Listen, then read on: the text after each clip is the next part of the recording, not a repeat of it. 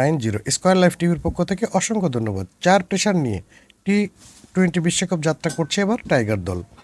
Coach Chandrika Hathurusingha ও অধিনায়ক নাজমুল হাসান শান্তর সঙ্গে কথাবার্তা শেষ করে গতকাল বিসিবি কার্যালয়ে মিটিং বসে নির্বাচক প্যানেল। এটি বিশ্বকাপ স্কোয়াড চূড়ান্ত করা মিটিং ছিল, কারণ গতকালকের নির্বাচক প্যানেলের সভায় নির্বাচিত 15 ক্রিকেটের তালিকায় বিসিবি সভাপতি নাজমুল হাসান পাপনের কাছে অনুমোদনের জন্য পেশ করার কথা। প্রধান নির্বাচক গাজী আশরাফ লিপু দেওয়া তালিকা অনুমোদন পেলে আজ বিশ্বকাপ দল ঘোষণা করা হতে পারে জিম্বাবুয়ের বিপক্ষে ম্যাচ শেষে। বাংলাদেশের টি-20 বিশ্বকাপ দল কেমন হতে পারে তা অনেকটা অনিয়মীয়। জিম্বাবুয়ের বিপক্ষে 5 ম্যাচের সিরিজের দলে থাকা ক্রিকেটারদের মধ্যে থেকেই সেরা 15 জনকে বেছে নেওয়া হয়েছে। যুক্তরাষ্ট্র এবং ওয়েস্ট ইন্ডিজের কন্ডিশন মাথায় রেখে পেস ও স্পিন বিভাগে ভারসাম্য রাখার চেষ্টা করা হয়েছে বলে জানান নির্বাচকরা। টিম ম্যানেজমেন্টের পক্ষ থেকে অলরাউন্ডারের চাহিদা থাকায় 4 পেসার নিয়ে বিশ্বকাপ যাওয়ার পক্ষে বেশি ভোট পড়েছে বলেও জানা গেছে। গত বছর 5 প্রেশার নিয়ে ওয়ানডে বিশ্বকাপ খেলতে গেলেও সেখানে ভালো করতে পারেনি। সে কারণে টি-20 বিশ্বকাপ 4 প্রেশার নিয়ে যাওয়ার পরিকল্পনা। পঞ্চম প্রেশারের ভূমিকায় থাকবেন অলরাউন্ডার সৌম্য সরকার। সেক্ষেত্রে একাদশে সৌম্যের উপস্থিতি একজন বাড়তি প্রেশারের সুবিধাও দেবে।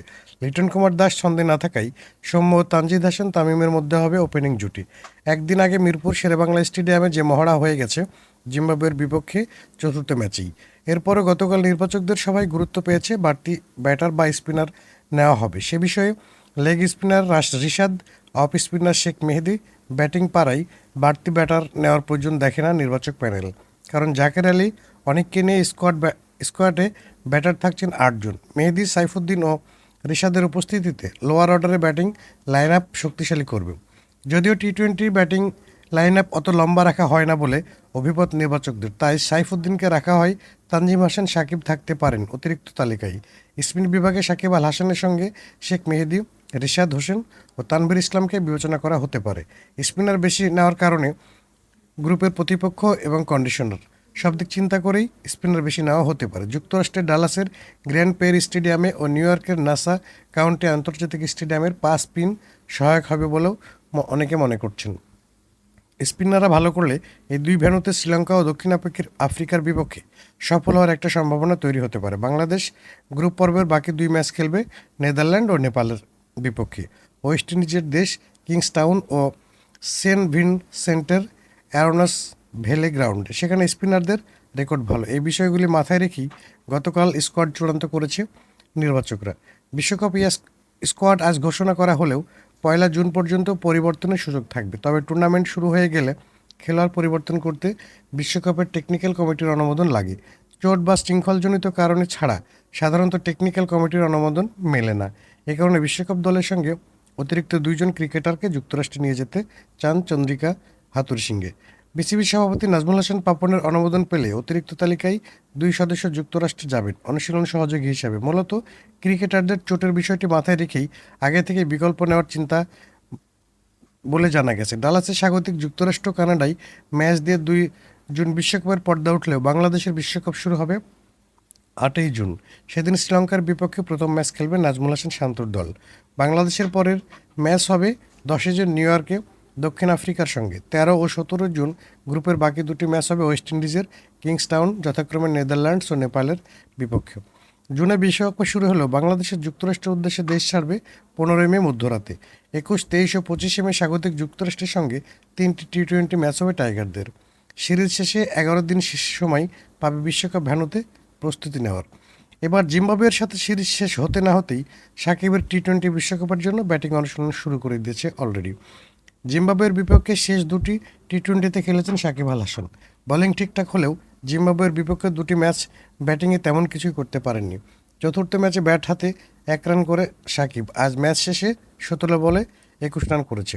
তবে নিজের ব্যাটিংয়ে তিনি নিজেই খুশি নন। বিশ্বকাপের আগে ব্যাটিং ঘাটতি হয়তো অনুভব করছিলেন প্রবলভাবে। রবিবার মিরপুরে ম্যাচ শেষ করে সেন্টার উইকেটে ব্যাটিং অনুশীলনে নামেন এই তারকা। একজন নেট বোলারের সঙ্গে নিয়ে ব্যাটিং অনুশীলন করে এই বিশ্বসেরা এই অলরাউন্ডার। সঙ্গে ছিলেন ব্যাটিং কোচ ডেভিড হ্যাম্পাও। প্রায় আধা ঘন্টা মতো থ্রো ডাউনের বিপক্ষে অনুশীলন করেছেন। Long of O mid wicket দিয়ে বেশ কয়েকটি ছক্কাও মারেন। কিছুক্ষণ পর ফের ড্রেসিং রুমে ফেরত যান বাঁহাতি অলরাউন্ডার। অনুশীলন শুরুর আগে অধিনায়ক নাজমুল হাসান শান্তর সঙ্গে সেখানে দাঁড়িয়ে আলাপও করেন সাকিব। গত ওয়ানডে বিশ্বকাপের সময় চোখের সমস্যা পড়েন সাকিবের। চোখের সমস্যায় বিপিএল শুরুতে ব্যাটটা করতেও ভোগেন তিনি। চিকিৎসা করে ছন্দ পেয়ে রান করেন, তবে বড় মঞ্চে তার ব্যাটে অস্বস্তি থাকবে কিনা তা এখনও নিশ্চিত নয়। সব কিছু ঠিক থাকলে টানা নবম টি-20 বিশ্বকাপ খেলতে যাচ্ছেন সাকিব। বোলিংয়ের পাশাপাশি তার ব্যাটিং ভীষণ গুরুত্বপূর্ণ।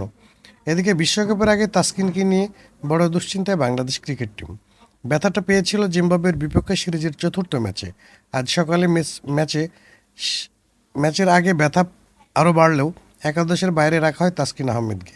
বিকেল নাগাদ জানা গেল তাসকিনের শরীরের এক পাশের মাংসপেশির চোটটা মোটামুটি গুরুতর, যা আসন্ন টি-20 বিশ্বকাপ পর্যন্ত বাংলাদেশ দলকে রাখবে দুশ্চিন্তায়। খবরটা জানিয়েছে বিসিবি সভাপতি নাজমুল হাসান। খেলা দেখে বিকেলে মিরপুরে শেরেবাংলা স্টেডিয়াম ছাড়ার আগে বিসিবি সভাপতি কথা বলেন সাংবাদিকদের সঙ্গে। নাজমুল হাসান সেখানে বলেছিলেন তাসকিনকে নিয়ে দুশ্চিন্তার কথা। বিসিবি সভাপতি বলেন, 2 থেকে 3 সপ্তাহ হয়তো বিশ্রাম দিতে হবে। যদি 2 সপ্তাহ হয় তাহলে কি করব এবং 3 সপ্তাহ হলে কি করব, এসব নিয়ে ভাবতে হবে। দরকার পড়লে আমরা যুক্তরাষ্ট্রের ডাক্তারের সঙ্গে কথা বলবো। মাঠ ছাড়ার সময় চোটের ব্যাপারে জানতে চাওয়া হয়েছিল তাসকিনের কাছেও। তিনি তখন নির্দিষ্ট কিছু বলতে পারেননি। এখনও কিছু বলা যাচ্ছে না। পুরো রিপোর্টটা এলে বলা যাবে। ব্যথা আছে প্রায় 50-50। গত ওয়ানডে বিশ্বকাপ থেকে তাসকিনকে ভোগাচ্ছিল কাঁধের চোটে। ভারতে অনুষ্ঠিত বিশ্বকাপে কয়েকটি ম্যাচ চোট নিয়ে খেলেছিল এই পেসার। বিশ্বকাপ শেষে 2.5 মাসের মতো সময় বিশ্রাম নিয়েছে ও পুনর্বাসন করেছে। ঘরের মাঠে নিউজিল্যান্ড সিরিজ ও নিউজিল্যান্ডের সফরে তাই খেলা হয়নি তার। তাসকিন খেলায় ফেরেন গত বিপিএল দিয়ে। এর থেকে নিয়মিত খেলার মধ্যেই আছেন। ঘরের মাঠে শ্রীলঙ্কা সিরিজের পর ঢাকা প্রিমিয়ার লিগে খেলেছেন। এরপর জিম্বাবুয়ে সিরিজে টানা খেলেছেন প্রথম 4টি টি-20। শেষ ম্যাচে না খেলেও 4 ম্যাচে 8 উইকেট নিয়ে তাসকিন সিরিজের সর্বোচ্চ উইকেট শিকারী হয়েছেন। সিরিজ সেরা পুরস্কারও পেয়েছেন তিনি নিজেই। কিন্তু শেষ ম্যাচের আগে এসে খেলেন ধাক্কা। টি-20 বিশ্বকাপের আগে দুর্দান্ত ফর্মে থাকা তাসকিনের চোট বাংলাদেশ দলকে দুশ্চিন্তায় ফেলেছে। প্রিয় শ্রোতা, অবশ্যই তাসকিনের এই কঠিন অবস্থায় দেখা যাক শেষ পর্যন্ত তাসকিন আগামী টি-20 বিশ্বকাপ খেলতে যেতে পারে কিনা, সেই অপেক্ষায় আমরা সবাই থাকি। এবং অবশ্যই আপনার চ্যানেলটি নতুন হওয়ার কারণে সবার কাছে অনুরোধ, চ্যানেলটি সাবস্ক্রাইব করুন এবং চ্যানেলটি অবশ্যই বেশি বেশি শেয়ার করুন। সবাই ভালো থাকুন, সুস্থ থাকুন।